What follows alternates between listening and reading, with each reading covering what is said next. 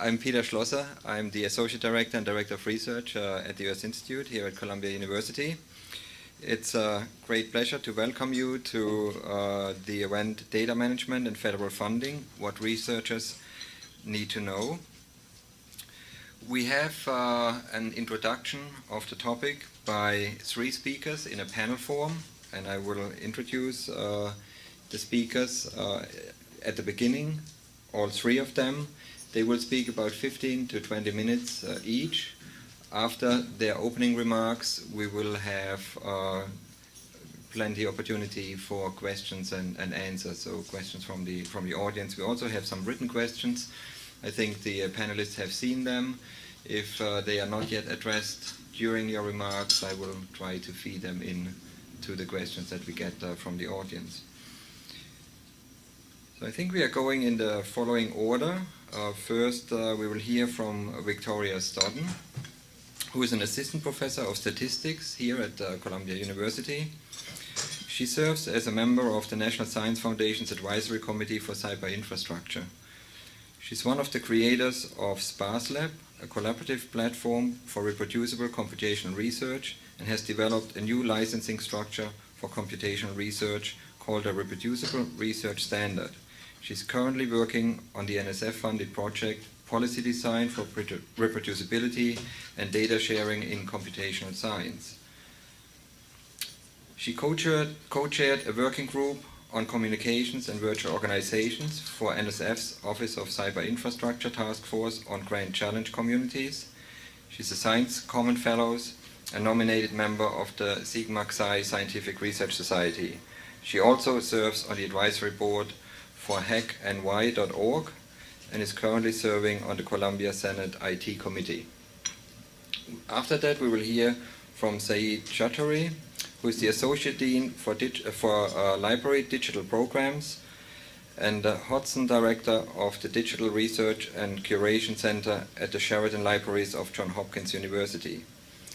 He's also the Director of Operations for the Institute of Data Intensive Engineering and Science, based at Johns Hopkins, and the Principal Investigator for the Data Conservancy, one of the awards through NSF DataNet program. Sayeed is Senior Presidential Fellow with the Council on Library and Information Resources and a member of the ICPSR Council, Duraspace Board, the Digital Library Federation Advisory Committee, and the Library of Congress National Digital Stewardship Alliance Coordinating Committee.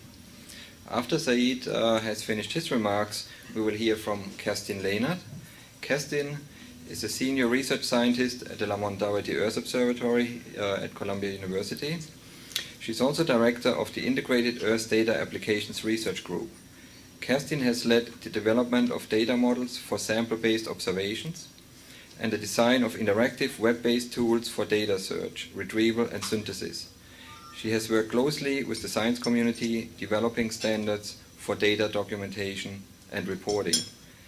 Kerstin is Vice Chair of the Geoinformatics Division for the Geological Society of America. She's a member of the Executive Committee of the HEU Earth and Space Science Information Focus Group and a member of the Scientific Program Committee of the European Geoscience Union.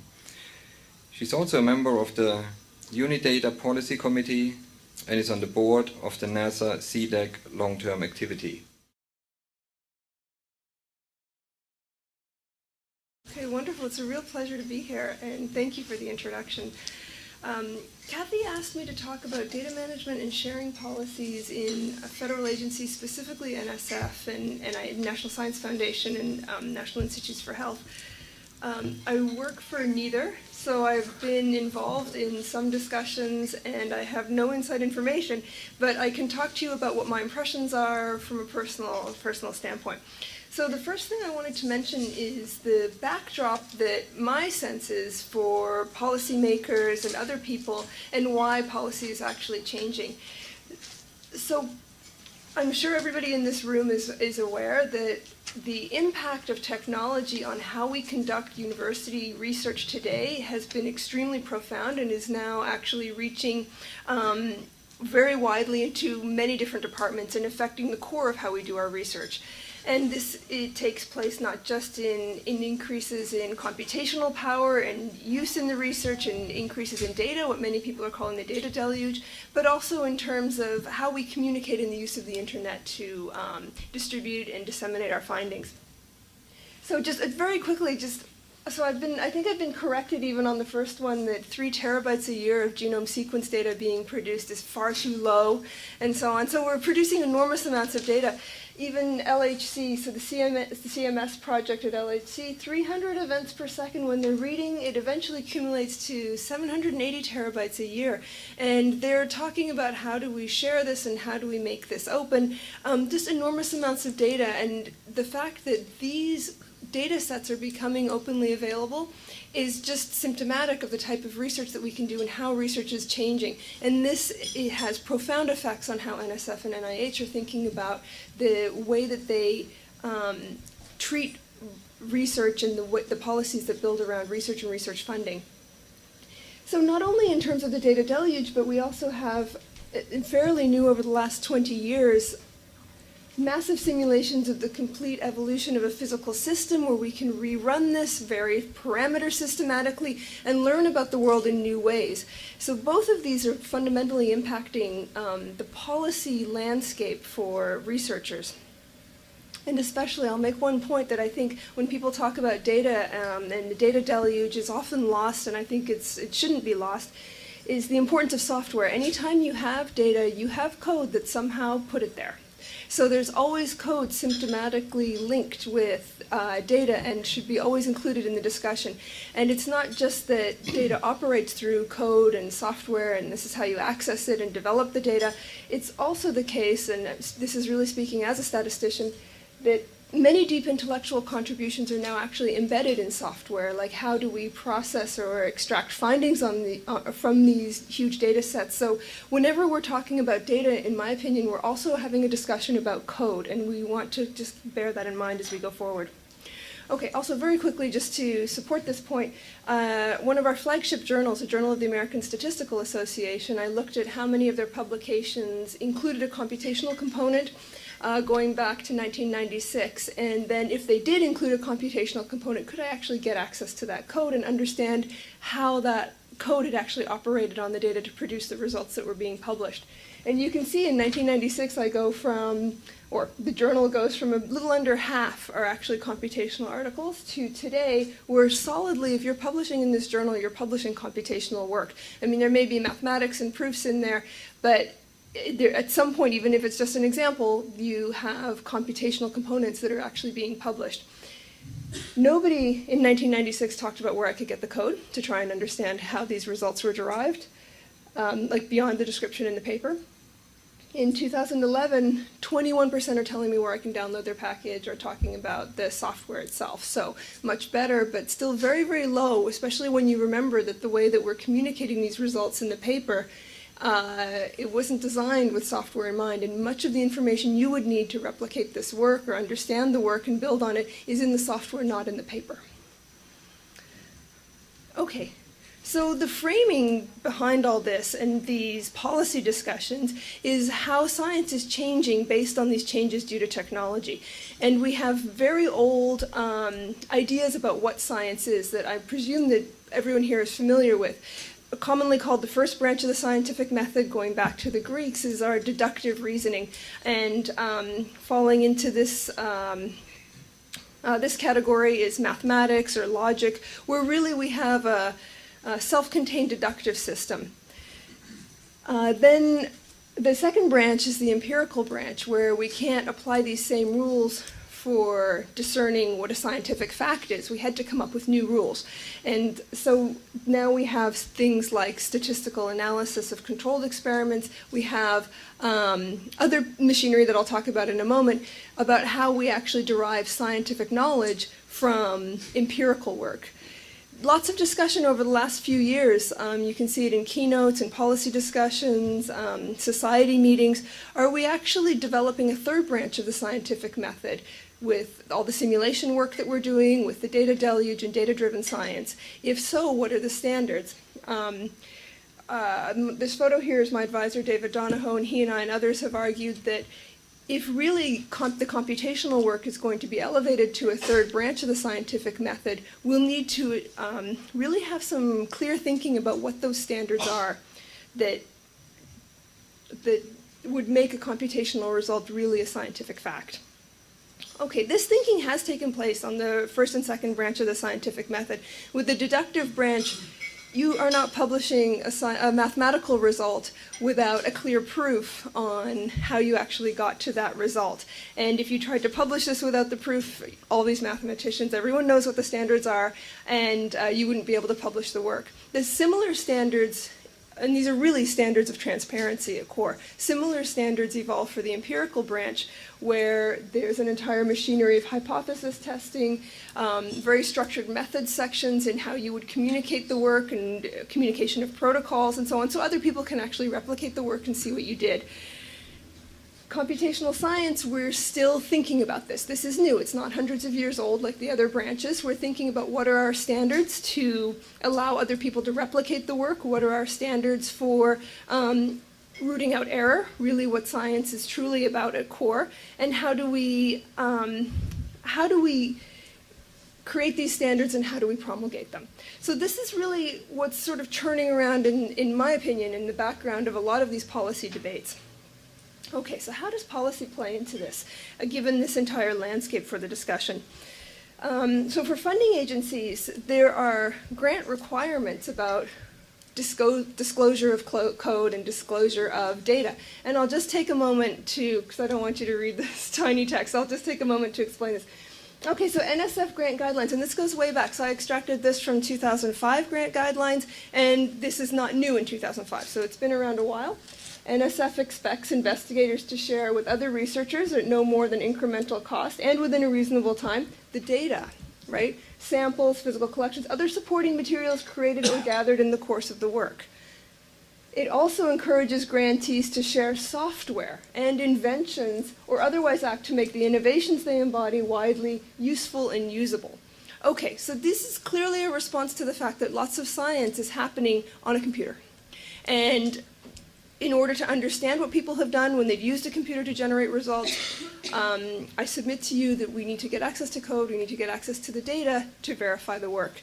The majority of what's being published today is not verified, and there are deep ramifications to this that I'll get to in a moment. Okay, and I'll talk about in more detail the NSF peer-reviewed data management plan and how this came about as something of a response to both the guidelines and also to the landscape that I outlined.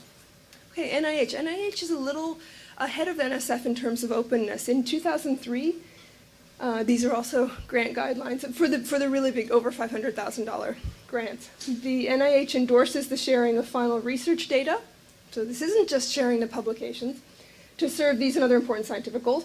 The NIH expects and supports the timely release and sharing of final research data from NIH-supported studies for use by other researchers. Okay, this is in our grant guidelines. Rarely does it happen. People do the computational work, and it's difficult to lay hands on the data that they used, with many notable exceptions, but generally speaking, it's difficult. Even more difficult, as I showed you with my JASA example earlier, to get your hands on the code, the actual steps that the researcher went through to generate these computational results that are published that we're supposed to believe, right? Okay, the NSF data management plan. So that came about in January of this year, as people are probably familiar with. Proposals submitted or due on January 18th or after must include a supplementary document of no more than 2 pages labeled Data Management Plan. Difficult to be any more vague than that. This supplementary document should describe how the proposal will conform to NSF policy, whatever that is, right? On the dissemination and sharing of research results. So I believe the policy that they're referring to is what I just elucidated with the sharing of software and sharing of data in the grant guidelines. This is really what they're telling you about data management plans. So I think so my impression is that this is left purposefully vague. There's a very close relationship between how NSF thinks and how the research community and the actual researchers think. And I think NSF is rightly wary of being too far ahead of where researchers are. So there's this symbiotic relationship where one will sort of push another. if you think about what it takes, if you've ever done computational work and you think about what it takes to share the code and the data that you used in your work, it's a non-trivial problem, right? For a number of reasons that probably are popping into your head. And some of those reasons probably pertain to the type of data and the field that you're in and are very domain specific. So it's difficult for NSF to just come down in a heavy-handed way and say, you have to share code and data. I mean, that's also vague. What does that mean? Is it data from the raw gathered data that then you filtered, or is this data that's come from other sources, and what's the provenance? Where do I share it? NSF hasn't told me where there's a site where I can do it. Am I expected to put that on my webpage? And what about the code? Like, how much? And does the guy on the street have to be able to run my code? Like, what kind of code quality are we talking about here? Or is it just other research? So there's a lot of these questions that I think there's not a single answer that really applies to everyone doing computational research, aside from the fact that the computational research itself is changing in how we do it. So this is purposefully vague. And NSF doesn't say anything like, we need to see that you're going to be open with the data. The idea here is they're just fact-finding at this point. They want to see what researchers write down, where the bottlenecks are, where what the thinking is, and in a way you can gather a fair amount of information about data sharing practices and how researchers view data sharing and what the problems might actually be just from asking for these 2 pages. So at this stage, my understanding is in some sense it doesn't really matter what I mean, you can write that you can't share the data, or the data are, always been open and there's no problem. There isn't really any standards that NSF is expecting of the researchers. That's my impression. So, but like I said, I'm just a person. So I mean, it's not my policy.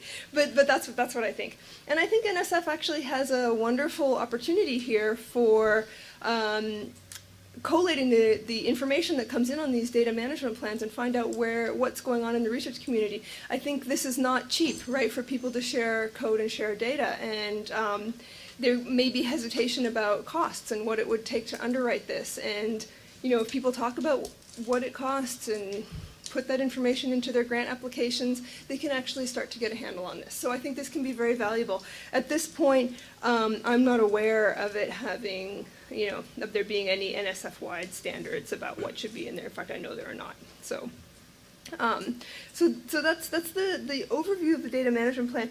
It may be a step forward towards something more, but right now it's not. It's just something that comes up. It is peer-reviewed, so it is something that NSF is allowing to devolve to the communities to evaluate and come up with their own standards. And in my opinion, that's exactly right. They don't really have a choice. Okay, so a little bit more. So the data management plan, no requirements or directives regarding data openness specifically, as I was saying, but they do have on their fact page, investigators are expected to share with other researchers at no more than incremental cost, all their so on and so on.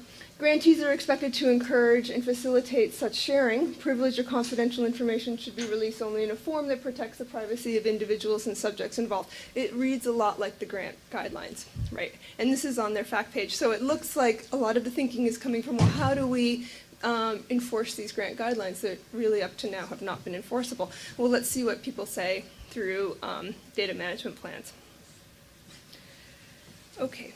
Am I required to deposit my data in a public database? What constitutes reasonable data management and access will be determined by the community of interest, not by NSF at all, through the process of peer review and program management. In many cases, these standards already exist, but are likely to evolve as new technologies and resources become available. So it's open and it's up to the community. So NSF is really taking a step back. Okay, so NIH is facing a different set of issues. NIH has been pushed a little bit. I don't know if people have followed in the news. There were clinical trials at Duke that has since been terminated, and now this has launched this entire inquiry into what happened in this case. So I'm going to run down some very high-level details of the case and argue to you that this is actually a failure of data sharing and a failure of code sharing, particularly the code sharing in this case. So there were a group of researchers, Nevins and Pody at Duke, and they published highly acclaimed papers. 2006, 2007, they published in Nature Medicine, New England Journal of Medicine, Lancet Oncology, and so on. Their papers won awards as well. So what they were doing is they were finding evidence that they could use your genomic data to tailor what type of cancer drug would work best for you. So this is one of the holy grails of medicine, and so this gathered a lot of attention. There were several researchers at the MD Anderson Cancer Research Center at UT Austin who, of course, became aware of these results and found them very exciting and compelling, and just wanted to learn about the technologies and replicate the work. So they set about actually trying to come up with the same results that had been published in all these different journals. So by the way, all these papers that won these awards and so on have all since been retracted, and more that have come from this group. So problems started right away when they started trying to take the data. So it's also key to note that this is happening in the genome sequencing community, where some of the data has been made public, and there is a history of the data being available, and Coombs, Wang, and Baggerly and the other folks at UT Austin were able to get some of the data that way and be able to replicate some of, or at least try to replicate some of the work. And they found lots of problems. They found issues like columns were mislabeled, there were genes in the test category that didn't show up in training category that were supposed to be compared. There seemed to be off by one misalignments between train and test, so the genes had sort of it's like an Excel to R problem, and you need to take care of your headers, sort of thing. So those are very simple mistakes that there's not really any coherent way that could have been caught in peer review, right? So this is something where it's really in the code that they're using, or maybe it's in what the postdocs are doing, I don't know. But if you've ever done this type of computational work, these are simple things to do, right? Okay, so based on the work, as MD Anderson folks were doing their what they call forensic bioinformatics, trying to sort of back solve and get the results that had been published, clinical trials were actually initiated in 2007 at Duke, and there was one at Moffitt in 2008. January 2010 at Duke, patients were actually allocated to treatment and control groups based on this flawed computational work, and actually were given drugs. Remember, we had flipped labels on the drugs and things like that, and there were serious problems in the work. It's another story about the scientific communication and how they tried to make this, MD Anderson folks tried to make this more widely known, but in the interest of time, I won't go into it here. But in July of last year, 33 prominent biostatisticians wrote to Varmus's National Cancer Institute director, urging suspension of the trials, examination of standards of review, including issues of reproducibility that I've been bringing up throughout the talk. September 2010, so late last year, Institute of Medicine Committee was formed, review of omics-based tests for predicting patient outcomes in clinical trials. So it's a serious enough issue where the committee has now been formed to look at standards for clinical trials, particularly when the work that's being done is deeply computational the way these were. And how do we verify this work, and how do we understand standards where we can actually feel safe about starting a clinical trial and, actually giving drugs to treatment people. 2010, Pody resigns, clinical trials are terminated. The follow-up is now there are a number of lawsuits that have been launched by patients or families of patients who have since died, who were in the clinical trials, just talking about, just trying to understand what happened and how this could actually have gotten to this stage. So this is one issue NIH is dealing with. Of course, it's a massive organization dealing with many issues, but the clinical trials issue has now come up, and it's being pushed by this lack of reproducibility in the computational science that was underlying the initiation of clinical trials. Okay, so I won't read this one to you, but the letter to Varmus from the biostatisticians, what I'll point out to you is the data should be sufficiently documented for provenance to be assessed. The computer code used to predict which drugs are suitable for particular patients must be made available to allow an independent group of expert genomic data analysts to assess its validity and reproducibility using the data supplied. You wouldn't think, an outsider looking into how we do science, you wouldn't think that that's missing, but it's missing. We just couldn't get that information in the Duke case. So now the biostatisticians are calling for greater clarity and transparency in the computational work that's published, at least the ones that are moving towards clinical trials. Okay, so there's Institute of Medicine. That's the review of omics-based tests for predicting patient outcomes. I think they've had 7 meetings so far, and they've heard from Duke, and are kind of moving towards updating this policy at the NIH level. Okay. very briefly, I'll just finish up with touching on what Congress is doing. So one thing I think that we forget about as computational researchers is that with the federal funding, Congress has a fair amount to say about things that we do. So early this year, I think in January, America Competes, that act was reauthorized.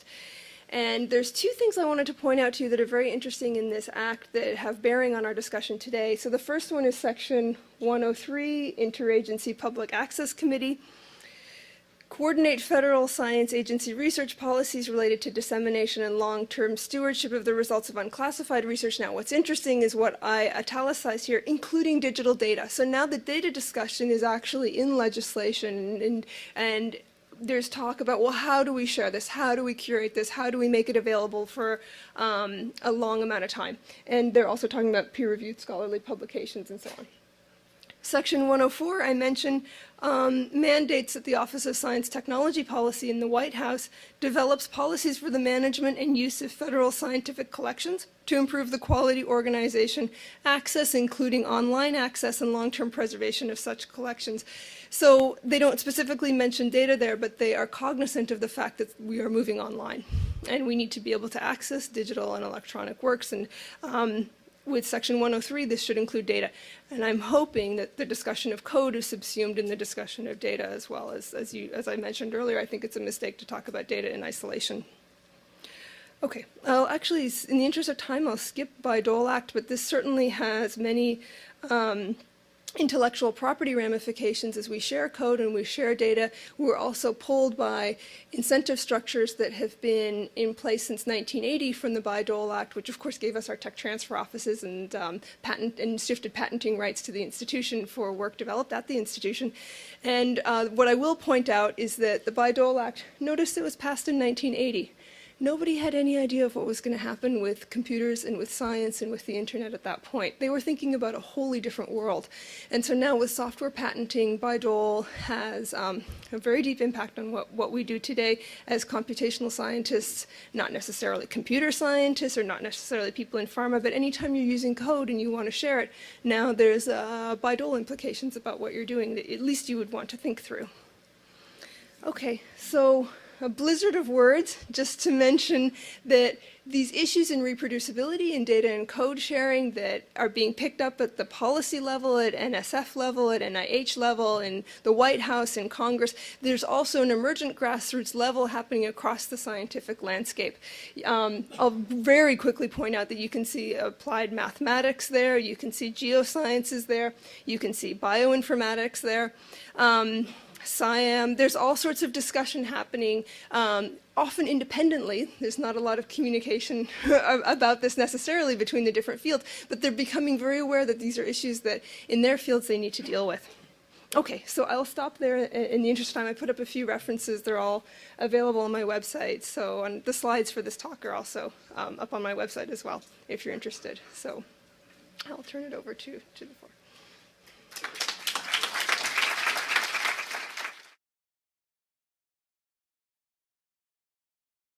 I want to begin by thanking Catherine for the invitation and thanking Victoria for framing the conversation so well. Thank you for doing that. I'm going to talk about an effort that you heard about in my introduction called the Data Conservancy, which is one of the current awards through the NSF DataNet program. It's a large-scale data infrastructure development effort. And I'd like to talk in particular about how it's resulted in a service at Johns Hopkins that's focused in particular on the NSF data management requirement. Briefly about the Data Conservancy, this is a statement that we've been using to describe it at a very high level. There are three particular points I'd like to make about Data Conservancy. First is that word blueprint, and actually the letter in front of it, A. It's not the blueprint, it's a blueprint for data curation infrastructure. And by blueprint, I basically mean hardware, software, people, and a policy framework that you can use to actually curate data from different sources and different domains. And that's really the second major point about Data Conservancy that I'd like to make, is from the very inception of this effort, we had been looking at data from different disciplines. So in Victoria's slides, you saw references to the Sloan Digital Sky Survey. That's actually one of the large data sets that we've been dealing with. We have an agreement with the Astrophysical Research Consortium, which is the legal entity that speaks on behalf of that data, to curate those data sets. And we have brought in the data from that project, and it is very large. It's actually remarkably diverse as well.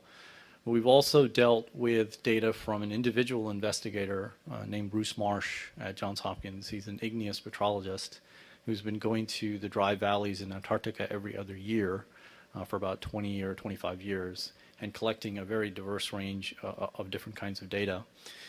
And we also have some data from the biodiversity community in the form of oceanographic and salinity readings in the Chesapeake Bay. Now, we picked these three different types very deliberately, not only to look across different disciplines, but also across different data types, different community practices, and different instruments. So if you think about the Sloan project, it's this 15-year, very well-funded, large community effort using one instrument. So that has some profound implications for how people actually work together and generate data.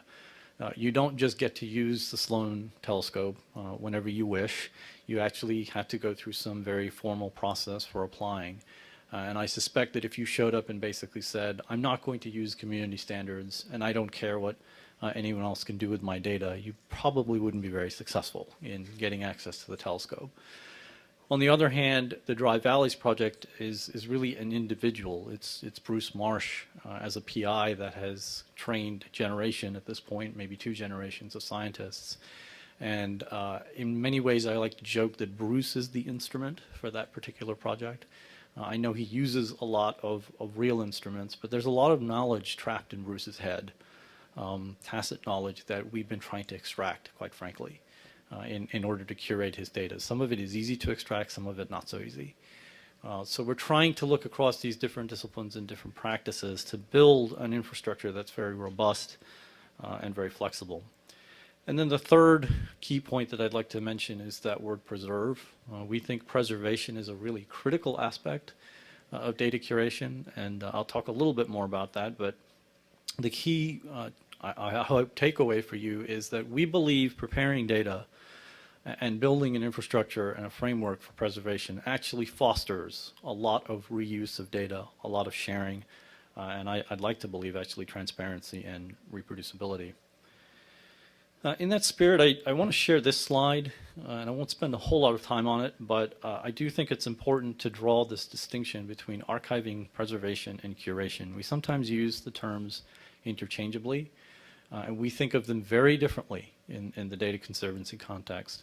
And this is a very deliberate representation from the bottom of a stack coming up to the top of that stack. And archiving for us is very much the actions to support long-term data protection. These are things like storage backup, fixity checking, media migration. And then if you come up the stack, you have preservation, which is actually the policy and the actions to ensure the long-term access. And I note that in the data realm, 5 years could be an eternity in some ways. And sharing, and an example of that is, of course, format migration. And then at the top of the stack is that curation term, which we use to connote that it's adding value to foster that reuse and unanticipated use. And in some cases, it's actually unanticipated use by the same investigator. You end up talking to PIs and researchers who say, I can't even use my own data from 5 years ago, much less somebody else. So it really is not just a problem about how you share with others. In some sense, it's how you share with yourself into the future. And I'll talk a little bit about some capabilities that we think are at the curation layer. I think a good definition of preservation comes from one of my colleagues in Data Conservancy. It's Ruth Durr. And she basically said preservation is about creating enough context and representation information and fixity and metadata and so on, so that someone other than the original data producer can interpret and use the data. If you have to keep going back to the Bruce Marshes of the world, you can imagine that's not a long-term solution. We have to get to the point where someone can actually use the data without contacting the original producer, either human or machine. This slide shows the architecture for the Data Conservancy on the right. That's a block diagram. I'm not going to go into all of the elements. I'll just talk about one. and it's mapping to the OAIS reference model, or the functional entities of that particular reference model. And this very much reinforces this perception, or I should say principle on our part of thinking about archiving and preservation as guidelines for how we develop our infrastructure. Not as a goal into itself, but actually as the means to support the kind of curation activities that we think ultimately will be very important if we're to do new and interesting things with data. So you can see that by the color coding that there's basically a mapping of our architecture to this framework, and we've been using this in many ways as our initial set of requirements and software development strategies. One particular aspect that I'd like to focus on in this block diagram is the so-called feature extraction framework. When we've been working with these different kinds of data, we started with a data model from a European project called Planets. I think it's fair to say it's primarily preservation focused. But what we learned very quickly is that if you're dealing with different disciplines, data models get pushed around quite a bit. It's very hard to imagine to come up with one data model that will be extensible enough for lots of different disciplines. We seem to be drifting, migrating, evolving, however you want to think about it, to the idea of supporting multiple data models. Rather than trying to take one and stretch it too far, we were beginning to think that instead we should just accept that there will be multiple data models. Now that begs the question then, how are you actually going to discover anything if you're trying to support different data models? The approach we've been taking is through this so-called feature extraction framework. It's really a two-step process. So if you have some sort of format registry in place and you can assert that this is this particular kind of format and these are its salient properties, then you can extract useful information based on that format registry assertion. A simple example could be spreadsheets where you have columns of rows. It's tabular data. You may know or you may assert that it's temperature data, for example, or you can extract things from TIFF headers, things of that nature. Victoria talked about science being in the software. I think that's absolutely correct. In some sense, what we're trying to think about is, can curation be in the software as well? I think this has very profound implications for things like metadata treatment. We cannot scale enough. I can't say this enough. We can't scale up enough to produce metadata manually. I just don't believe that. We don't have enough people. We don't have enough expertise. We don't have enough time. We're going to have to use machines in some way to augment the kind of processes we've been typically using for document-based repositories. And I think the feature extraction framework is very important in this particular context. What can you do automatically across different kinds of data, different kinds of data model, to make assertions about what the metadata might be or what query capabilities you might want to build on those data sets? So the Data Conservancy has just finished its second year at the end of July. We just started our third. While we were working throughout the second year, as Victoria mentioned, NSF's new data management plan requirement went live in January of 2011. It's not surprising, perhaps, that a lot of PIs at Hopkins approached their department chairs or their deans and said, we need help with data management plans, and we hear the library has some large award to build data curation infrastructure. What can they do for us? To be honest, when we started the Data Conservancy, of course, we didn't know this data management plan would become live. And even in the midst of working on Data Conservancy, we had planned for a much later deployment in some sense. We thought there was more work to be done, more research to take place. But it's very difficult to turn around and tell your faculty researchers and your deans and chairs, well, just, we'll do it later. So in essence, we moved very quickly, I think very aggressively, to take the initial lessons from Data Conservancy and build an actual service. And this service includes some initial infrastructure where you can deposit your data. We will keep it there to preserve it for the long term and ultimately build these kinds of capabilities like the feature extraction framework that I described. The JHU administration, the Johns Hopkins administration, basically came forward and said, we'd like to work together to do this. And I think this is a really important point to make. The service that we've developed is run by the libraries, but we don't think of it as a library service. This is part of the research support structure at Johns Hopkins. So there are research compliance dimensions. There's reducing the burden on PIs. There's producing better data management plans. There's avoiding the kinds of things that you heard about that happened at Duke.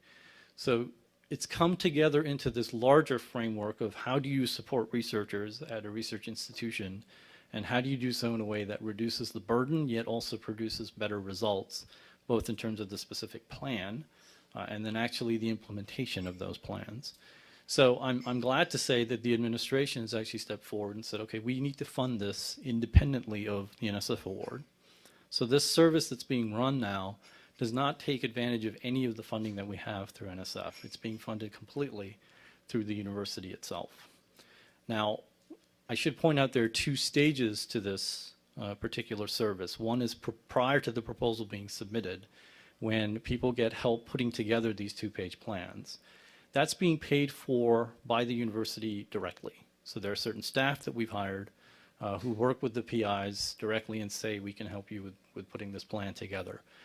That does not incur any cost to the PIs at all, and anyone can use that particular service. Post-award, we have a decision point, basically, which is, do you wish to use this particular archive that we've built? Do you wish to use something else, or do you not even need an archive? So in cases where they intend to use the JHU archive, we do ask them to include a line item in their budgets for the grants themselves. So that's basically the path we've taken. It's these two stages. Pre-proposal consultations are free, paid for directly by the institution. Post-award, it's part of the proposal budget. And then, of course, we'd have to work out wonderful things like retention schedules and selection criteria and so on. These are some URLs that you can look at to get more context about this particular service. The first one basically talks about the process we went through, very broadly speaking. We just looked at supply and demand, quite frankly. As I'd mentioned, we've been working with the research administration at Hopkins, so we were able to get access to the PIs of NSF proposals for the past 5 years. We ran a survey with them and asked them, what kind of data do you produce, how much, what are you doing with it now, where is it, things of that nature. Made forecasts, estimates based on how much data we thought people might need to put into the archive. And then on our side, we used experience that we have with data like Sloan or Dry Valleys and said it takes about this much time, we think, to do these particular sets of activities. Put all that together and came up with the financial model. The details of the service itself are described in that second URL. It actually has a lot of information about good data management practices as well, but if you look at that, you can see what services are available and what process you'd have to go through. The last thing I want to say is these are early days. We are still refining all aspects of the service, so I don't want to stand up here and pretend like it's done. But I can tell you we're really in the thick of it right now, and it's an interesting experience. So with that, I'll turn it over to Kerstin. Thank you.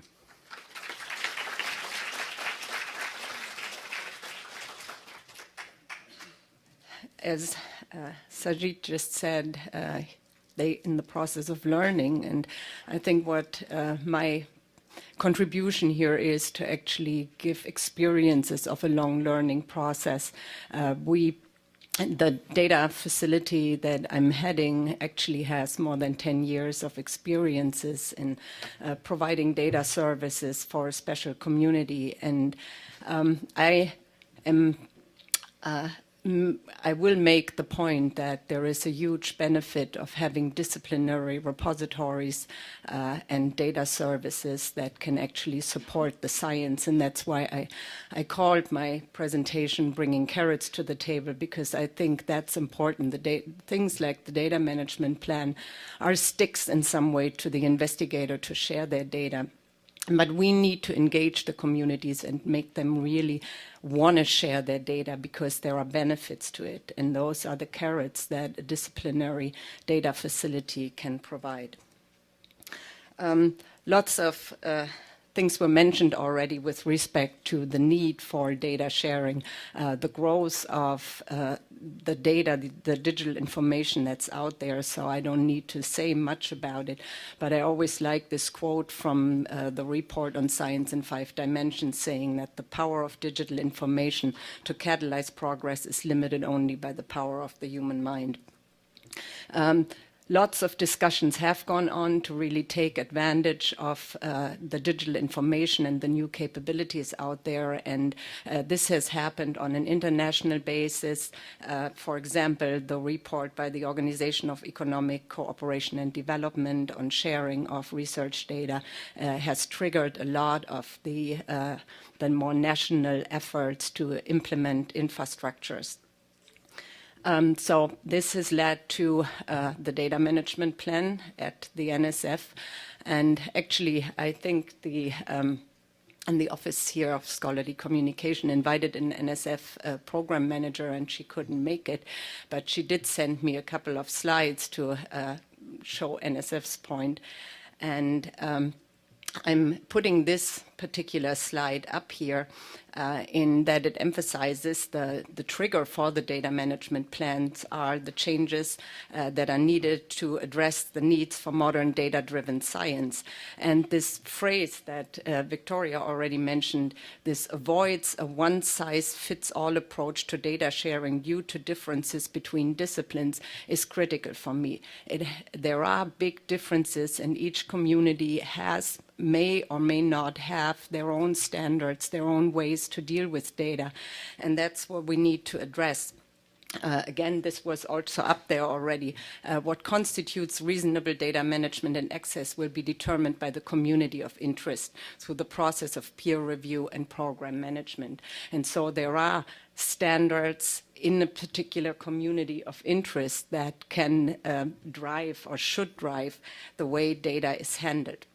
Now, this is, again, a slide provided by the Science Foundation about all the different pieces that should be included in a data management plan, such as, standards that will be used for data and metadata, the policies for access or plans for archiving the data, and so on. And each investigator starts asking, well, what are these standards? What are the policies? What archives are appropriate for me? And this is, I think, where again, the disciplinary data archives can help.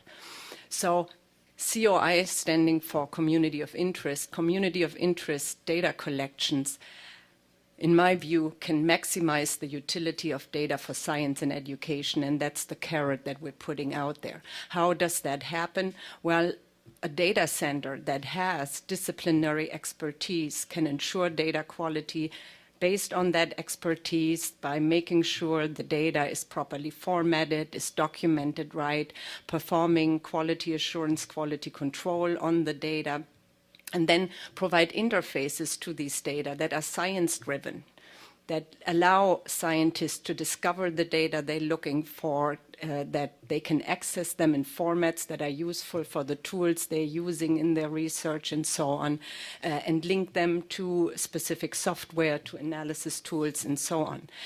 These data collections actually harmonize data because we do certain manipulation of metadata to make sure that the data is homogeneous in their description, in their quality, and so on.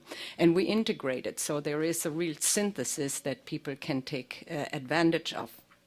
We can implement community-specific policies such as access restrictions. They very often determined within the community how many years can data stay with restricted access in a data repository and so on. We can provide peer review if needed.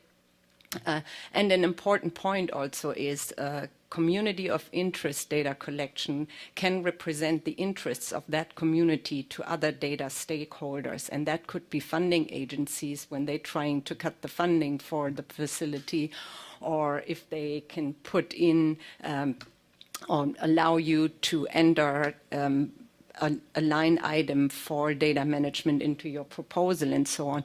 All this can be guided in some way by the data repository. The really important words, I think, for the relation of a data facility with its user communities are quality, trust, and utility. Those are the three words that actually capture, I think, what a relationship should be like. And I specifically point to this article by Gamble and Goebel on the quality, trust, and utility of scientific data on the web, summarizing all the right terms that are relevant and to add value to data and to make people want to share their data. So very briefly, I want to just say what the data facility does and that we're operating at Lamont. It's a community-based data facility and provides centralized access to observational data within the earth sciences, marine, terrestrial, and from the polar regions. It's funded by the National Science Foundation through a cooperative agreement, and this cooperative agreement was established only a year ago. The actual data activities date back into the early 1990s, but based on the success, the community acceptance, we were able to turn this into a facility that has a longer-term support now and a much more stable support. And it's managed and operated at Lamont-Doherty.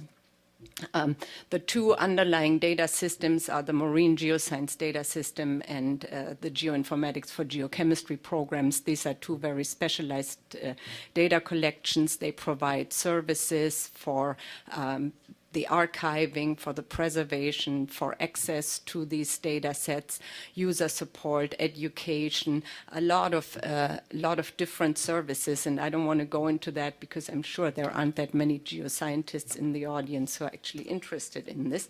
The motivation the motivation underlying the initial establishing of these data activities was really to democratize the access to research resources, to ensure that data and any information is broadly disseminated, to facilitate a more efficient use of resources. Many of the data that are actually collected in the earth sciences on ships or on expeditions going into faraway countries and locations are very expensive to generate, and so these data and even samples need to be easily accessible and need to be taken advantage by a broader community.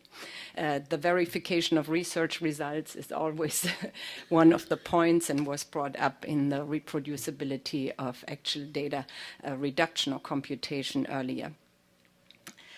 And the most important, I think, is that we provide new research opportunities. And this has actually been one of our big successes, that we can show the impact on science, that these data collections that we've made available actually have triggered new discoveries and new insights in the sciences. Our core values basically summarize our approaches that we've taken. I mean, the reuse and sharing of data are fundamental for the advancement of science.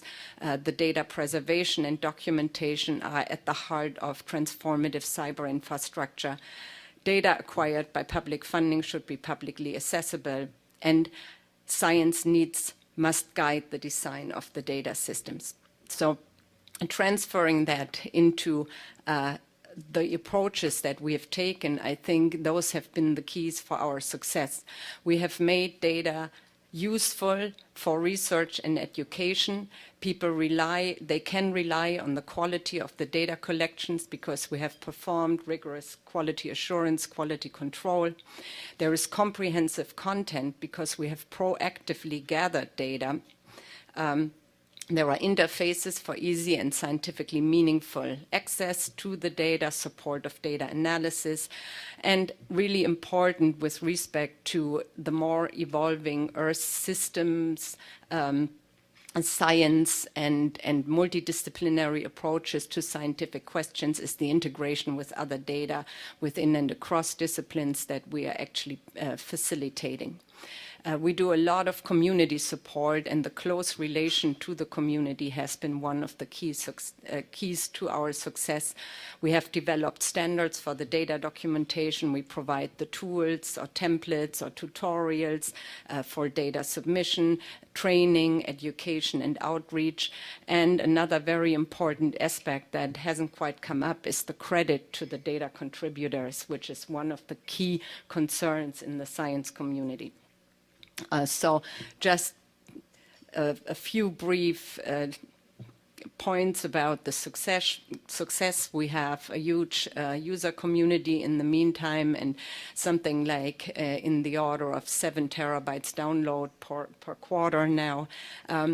This is one of my favorite slides that I've been showing. It's a comment by a user actually 5 years ago already that talking about one of the data collections and the use for science, saying that more than just a time saver, these databases make it possible to address both global and regional questions that I would otherwise never bother to attempt. The amount of time saved is such that countless ideas cross from the realm of the totally impractical for a busy working scientist into the realm of easy to squeeze into a spare half hour. That's the advantage of a real good data management for science. And as I mentioned, new science has been generated. It even made it to the NSF homepage at some point, but we have hundreds of citations in the scientific literature from studies that have taken advantage of these databases.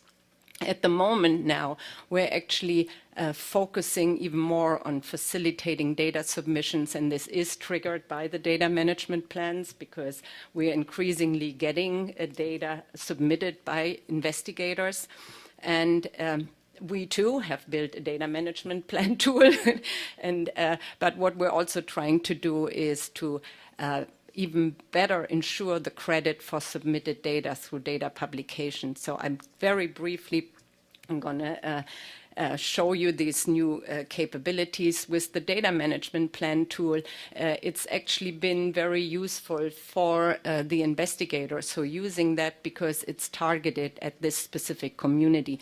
So when people go there, they can select which data type they will produce in their study that they are proposing. So in the data management plan, they can select a specific data type. Will then be shown a list of possible repositories that they can select from. They can already say which is the access restriction time frame. Will these data be made available right away, or will it be restricted for a certain amount of time, and so on. And this tool then produces a PDF that can go into the proposal. This was launched in January 2011 at the time when the data management plans became mandatory, and has so far been used for 153 data management plans, so that's quite impressive, and also for a large variety of intended repositories. So these aren't used just by people who want to submit to us, but people who want to submit anywhere and to repositories nationally or even internationally. An interesting addition to this that we're working on is a tool that actually then allows people to show compliance with what they promised in their data management plans. So when they get their proposal funded and then submit data to our repository, the information that they've provided in the data management plan will be linked to the data sets that they have submitted, and they can easily get to our system, call up an award number, and get a report from our systems which data sets have been made available to our data facility, and that can go to NSF as part of an annual report or as part of a final report. So last but not least is the data publication. This is something really close to my heart. I think this will drive a lot of the willingness to share data. When in the past, data are often not included in a publication, and people have not, and when they've then send it to a colleague or shared it through a repository, they basically don't get credit for it. And making data actually a citable entity that can then be referenced in other people's publications, in your own publications, is a big advantage. And there are many efforts going on to basically provide unique identification and citability to data sets. We're doing it through an effort called DataCite. It's an international consortium that provides services by basically cataloging metadata for data sets and registering these data sets within the DOI system. So a data set has a DOI and can be cited inside a publication that also has a DOI.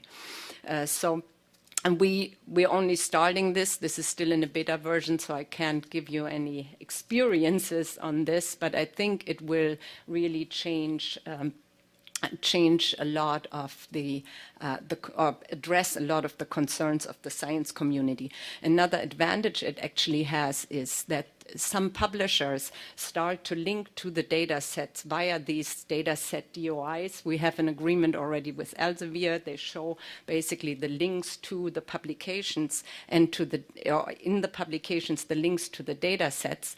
And it's interesting, I just wanted to put this in, what the impact can be. Data sharing can increase your citation index, and that's really, I think, something that researchers are going to be looking for.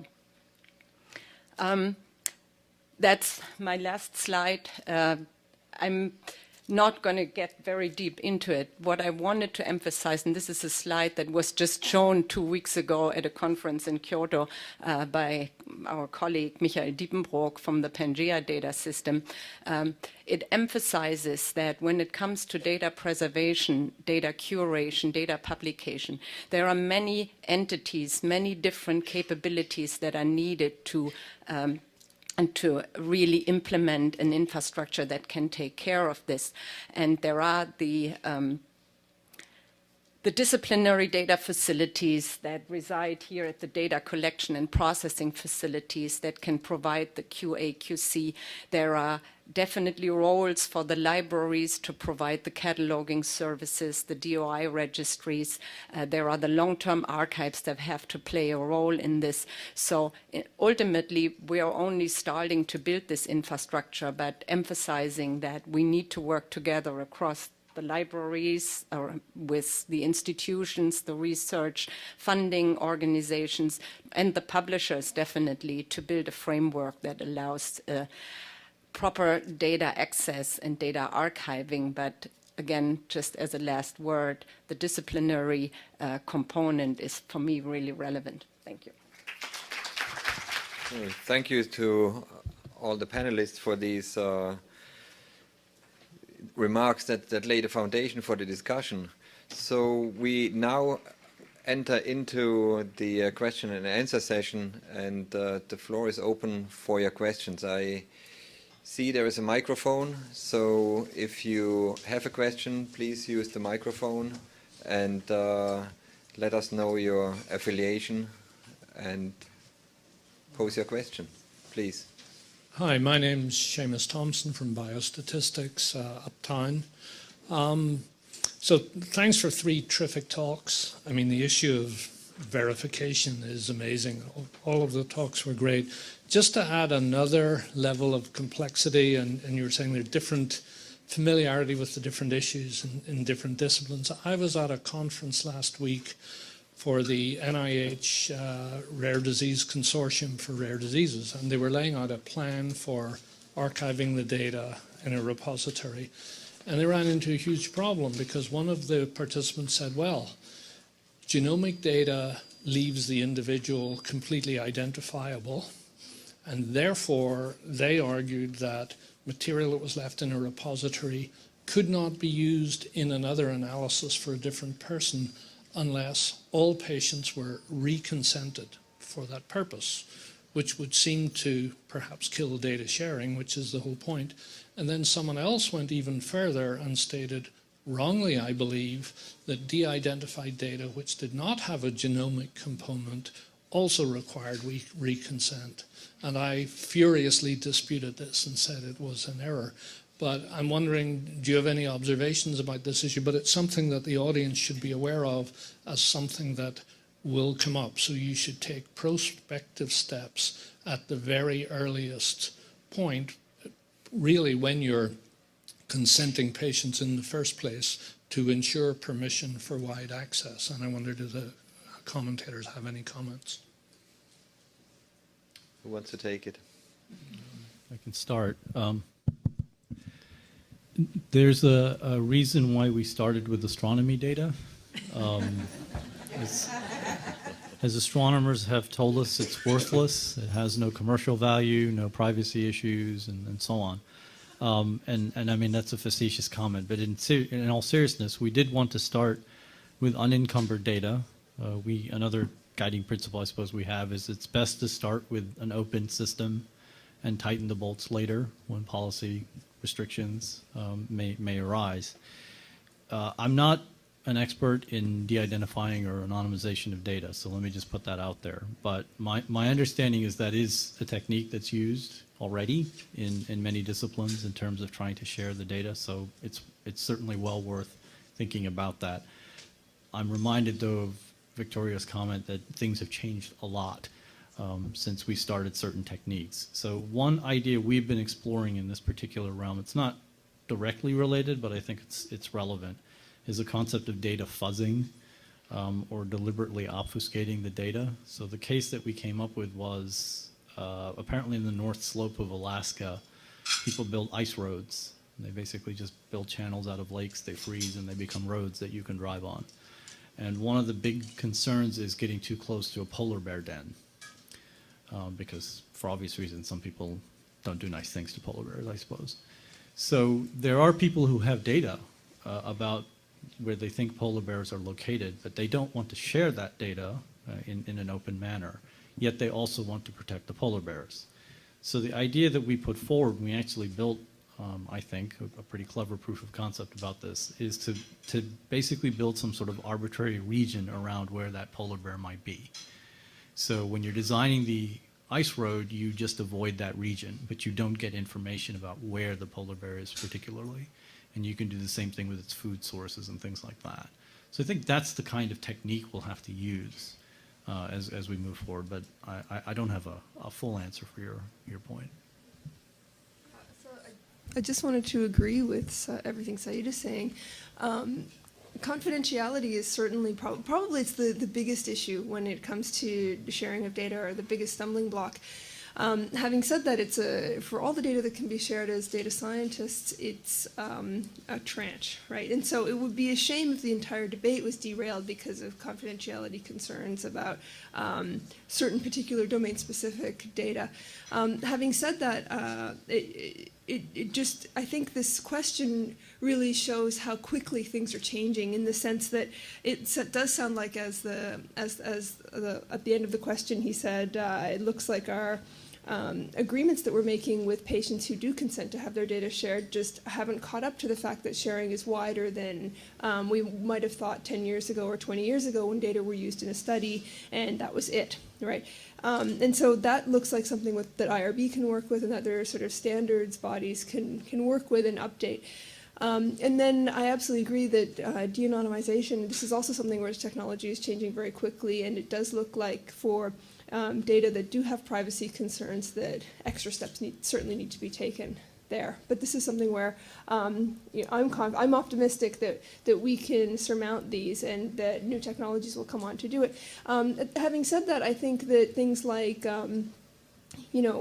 even some small clinical trials data for, say, rare diseases, I have trouble imagining a situation where that's fully and openly shared. Even if they've taken off names, I mean, it's still very easy to identify these folks, particularly as more and more data sets come online, and it's easier to sort of pin them together and understand who's in them just based on cross-referencing, for example. So that's one of the challenges for open data, but putting data together just also makes the landscape more rich that we can analyze. Okay, go ahead if you want to. Yeah, just let me add one more thing that actually builds on something both Kerstin and Victoria said, that we need to think about the community's practices and what their norms are.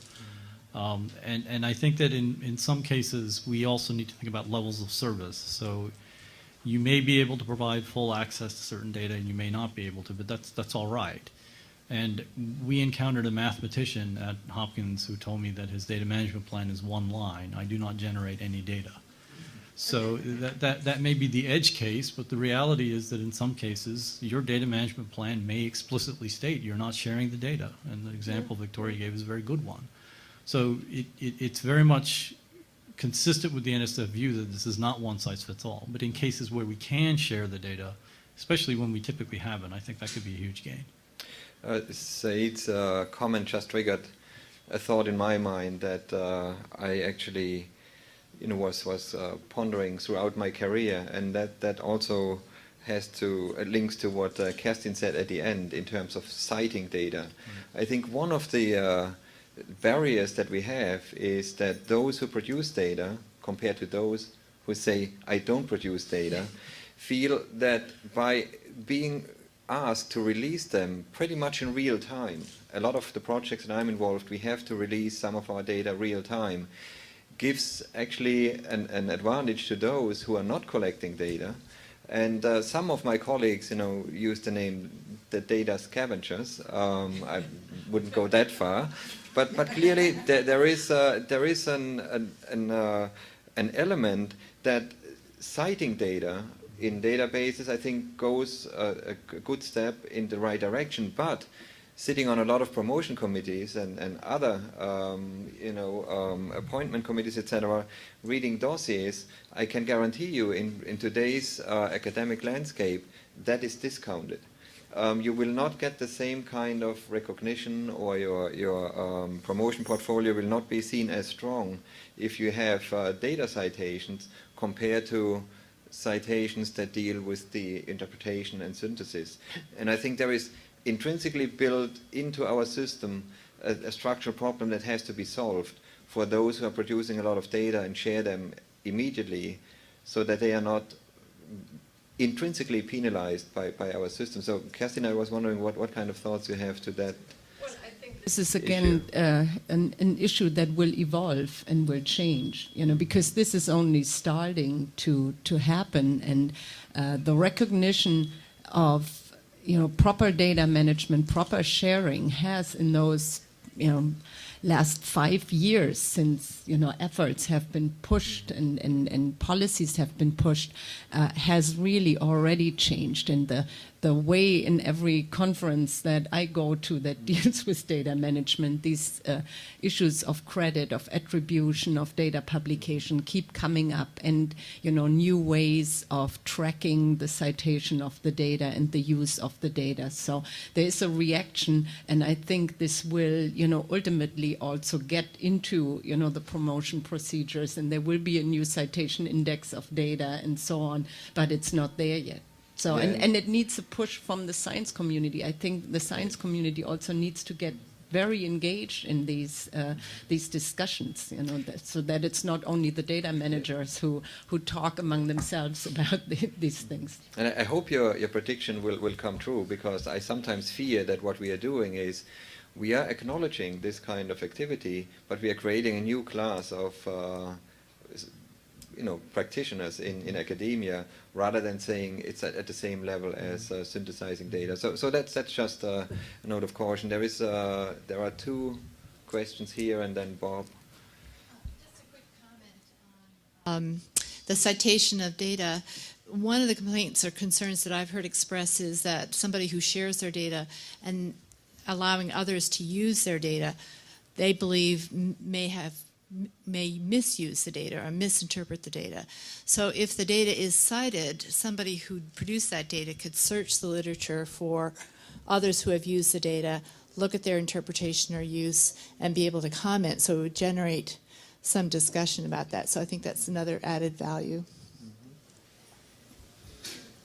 I mean, again, just a brief comment back to that. I think it's in that respect also very important to have the data publication go through a certain process of review, in that you want to make sure that there is appropriate documentation of the data acquisition process and so on, that certain misuse or misunderstandings about the data cannot happen. So that's again a role of these disciplinary repositories that can make sure that all that documentation is included, and then send the data set on to become registered and become cataloged somehow.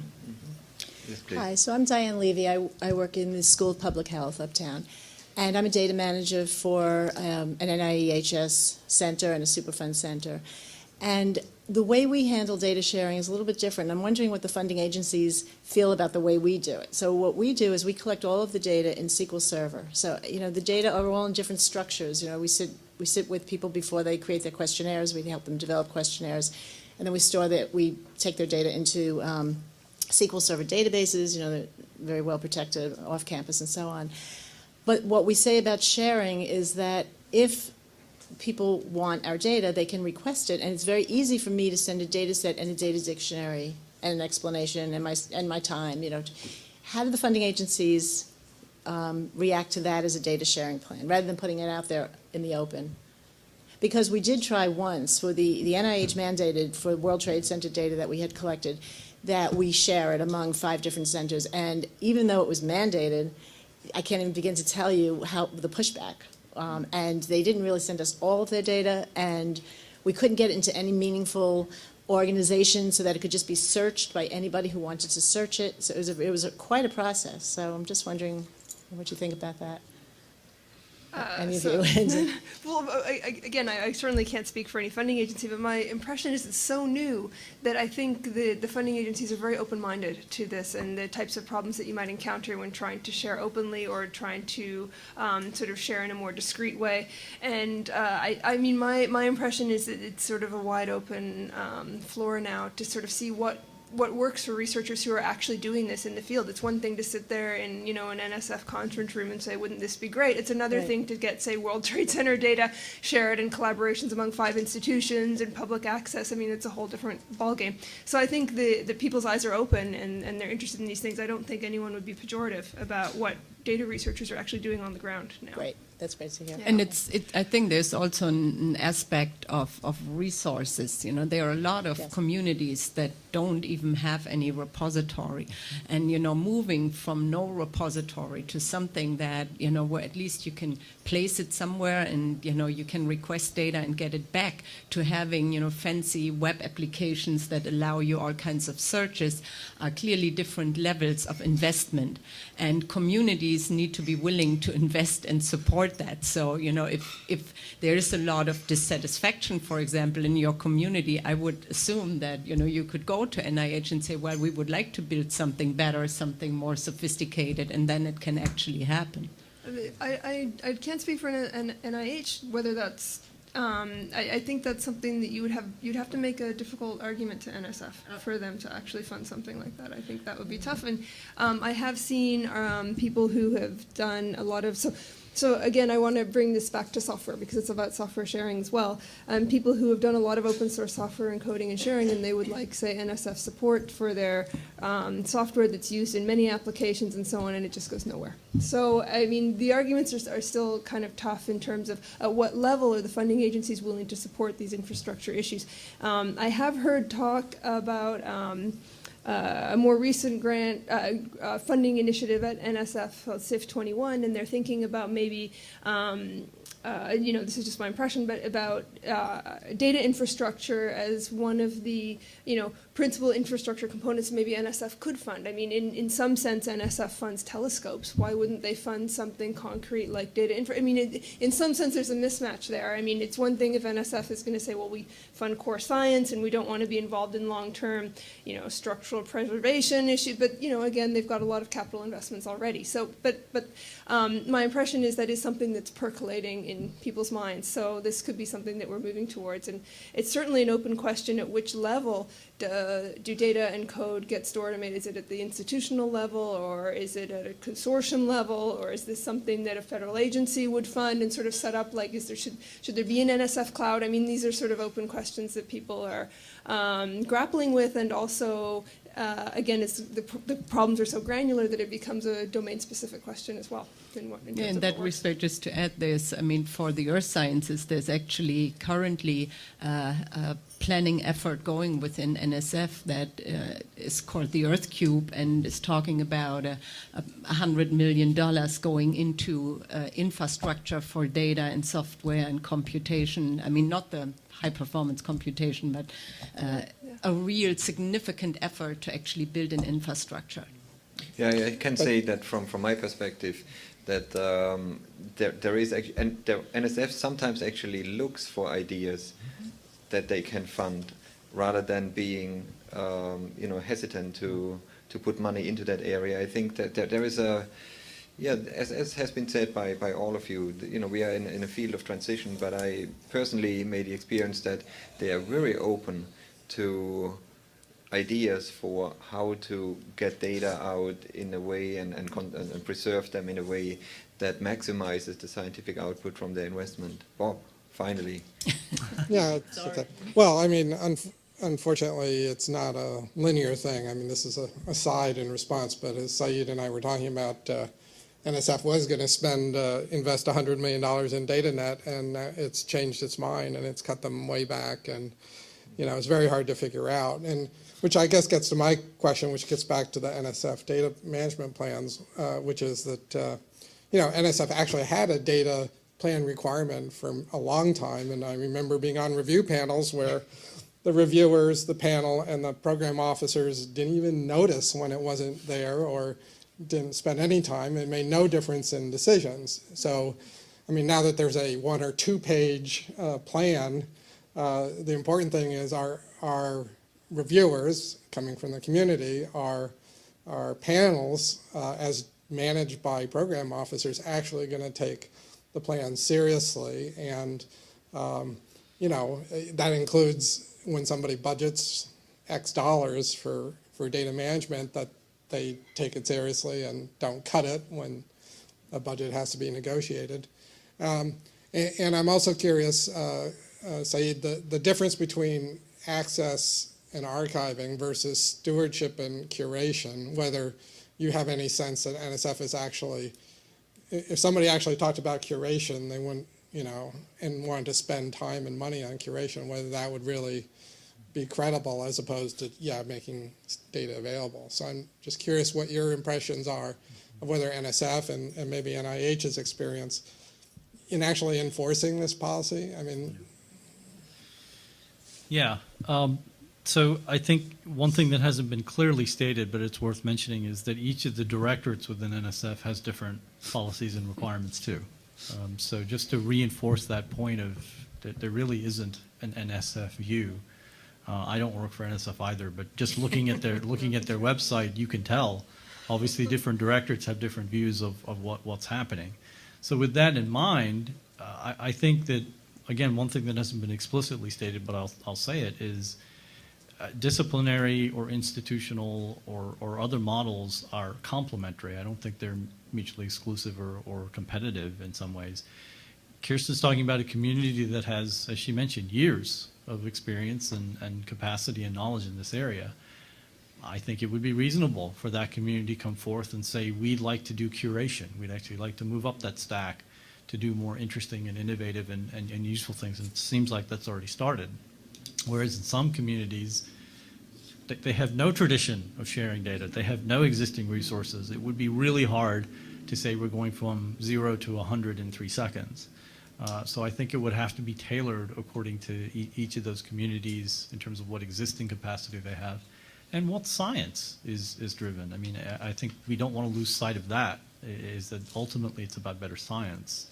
It's not just about infrastructure. So I don't know that that's a specific answer to your question, but. Let me bring in a question that was posted online, and that I think was by Tiffany Shaw, who asks about archiving output from computer simulations. In her case, I think it's atmospheric science or atmospheric models.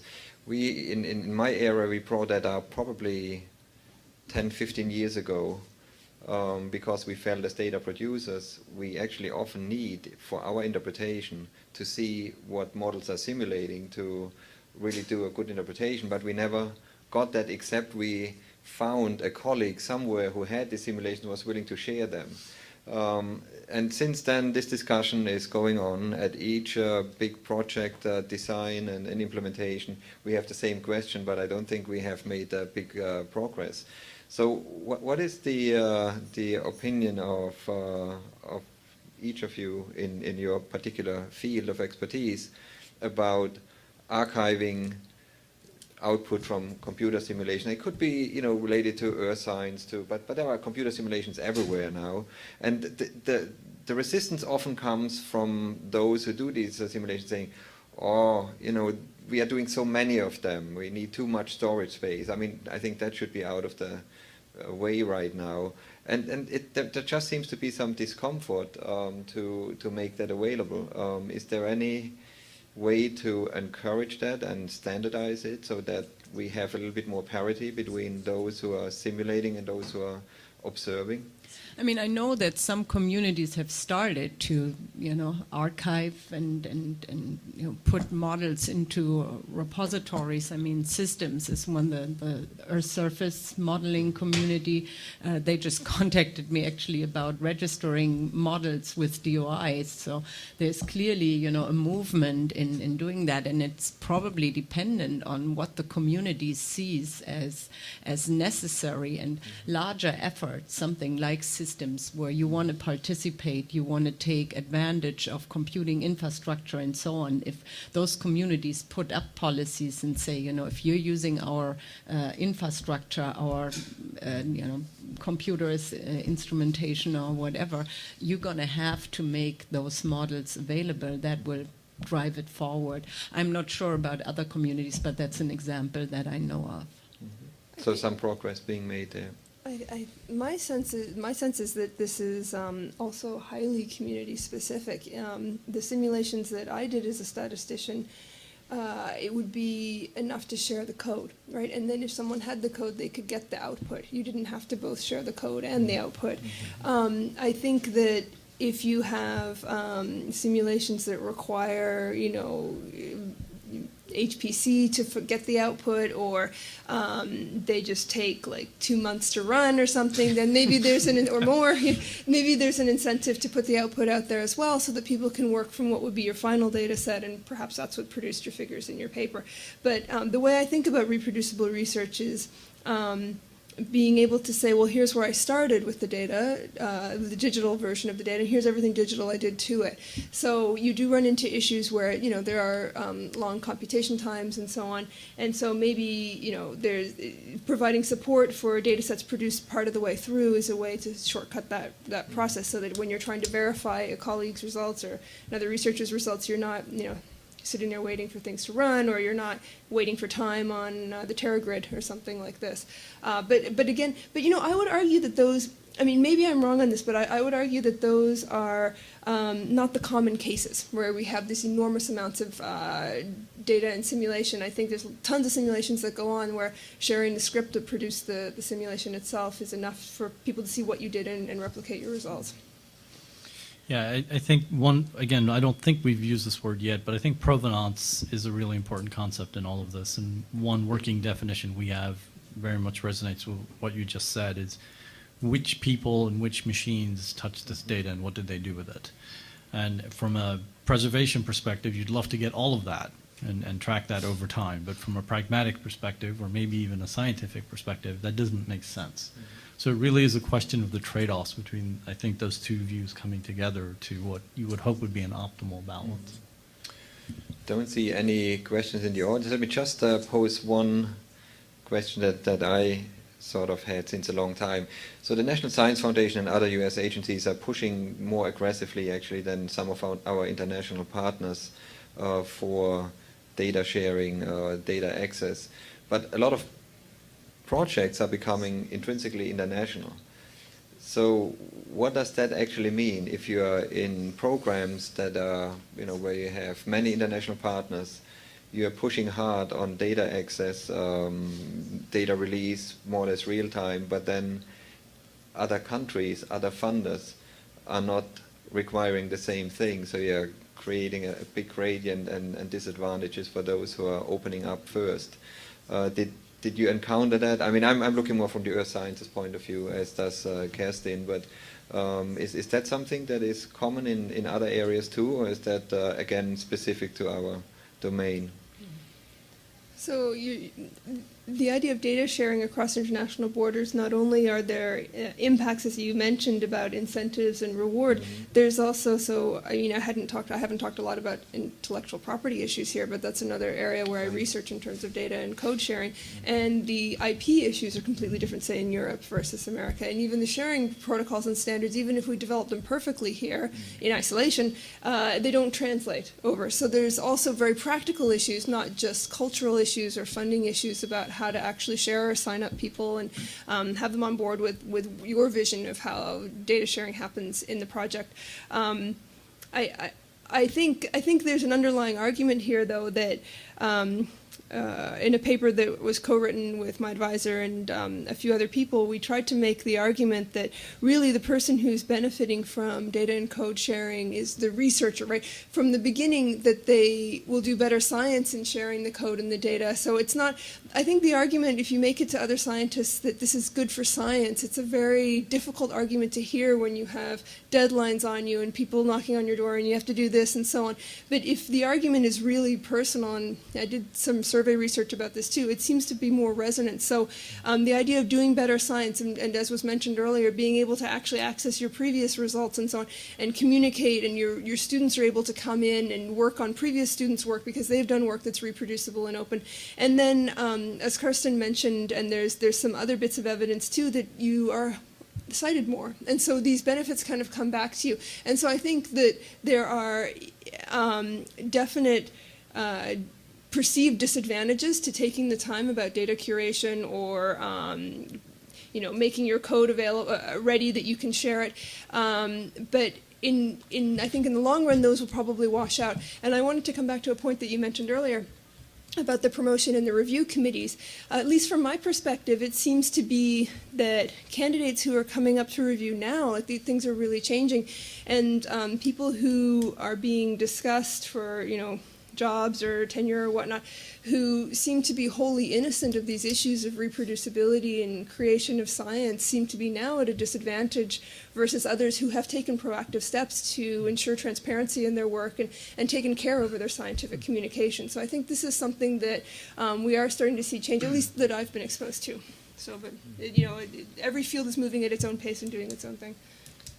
Definitely true, and there are also different shades of being transparent of how you created your results. Absolutely. Versus having data out in a transparent way, but not having the time over that to create synthetic results. So I think that this is something that we have to keep some attention on as we are moving forward. Kerstin? Yeah, I was just adding to that aspect of international data sharing. I think, there are clearly, and Bob could comment probably quite a bit on that from the co-data ICSU perspective, that there are efforts underway to kind of make sure that there is more consistency and common understanding. And I've seen in the last year actually proactive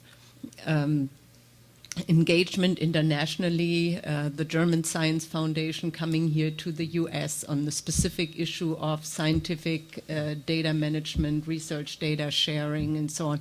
So I think in many countries, and partly triggered by this OECD report and so on, all nations are moving in this direction of establishing infrastructures and seeing the necessity to open an international dialogue, and it's going to come. It's another piece of that transition period that needs to be resolved.